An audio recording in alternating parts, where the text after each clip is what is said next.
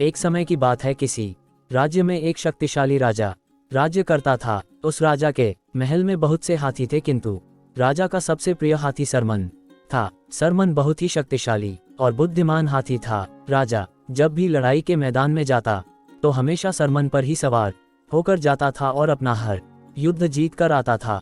राजा ने सरमन के लिए एक अलग ही कक्ष बना रखा था, जिसमें सरमन रहता और खाता पीता था। सरमन की सेवा के लिए अलग से महावत लगा हुआ था। सरमन हाथी जहाँ रहता था, उसी के पास कुत्ते का एक बच्चा भी रहता था। राजा का प्रिय हाथी होने के कारण सरमन को तरह तरह के स्वादिष्ट पकवान दिए जाते थे। सरमन के खाने के बाद जो भी जूठन बचती, उसे चुपके से कुत्ते का बच्चा खा लेता था।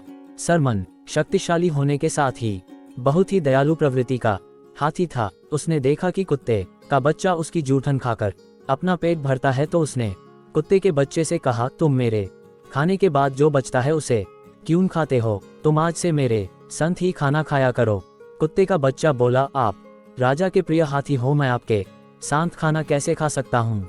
कुत्ते के बच्चे की बातें सुनकर सरमन हाथी बोला, एक काम करो, तुम मेरे मित्र बन जाओ, फिर तो हम दोनों साथ में बैठकर खाना खा सकते हैं। हाथी अकेला बोर होता था। उसने कुत्ते के बच्चे के साथ दोस्ती कर ली और दोनों साथ में खाना खाते और खेलते थे। धीरे धीरे कुत्ते का बच्चा बड़ा होने लगा और अच्छा भोजन खाने के कारण काफी हष्ट पुष्ट हो गया। एक दिन व्यापारी उस रास्ते से गुजर रहा था। व्यापारी की नज़र उस कुत्ते पर पड़ी और उसने सोचा कि इतना हष्ट पुष्ट कुत्ता मेरे घर की रखवाली के लिए अच्छा रहेगा। व्यापारी ने महावत को कुछ रुपए का लालच दिया। महावत का कुत्ते पर कोई अधिकार नहीं था, फिर भी पैसे के लालच में उसने व्यापारी को कुत्ता बेच दिया।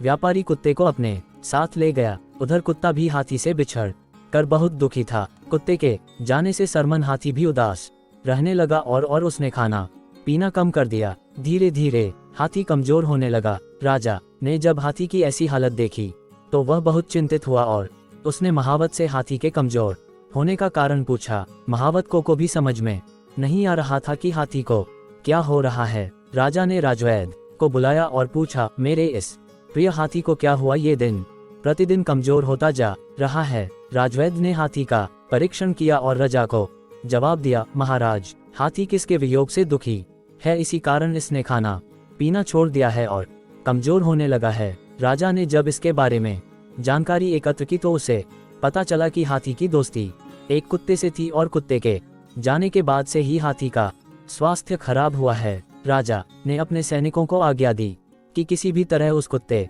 का पता लगाकर उसे वापस लाया जाए। सैनिकों ने कुत्ते का पता लगाकर व्यापारी सहित कुत्ते को राजा के सामने पेश किया। व्यापारी ने राजा को पूरी बात बतलाई। राजा बहुत दयालु प्रवृत्ति का था। उसने महावत और व्यापारी को माफ कर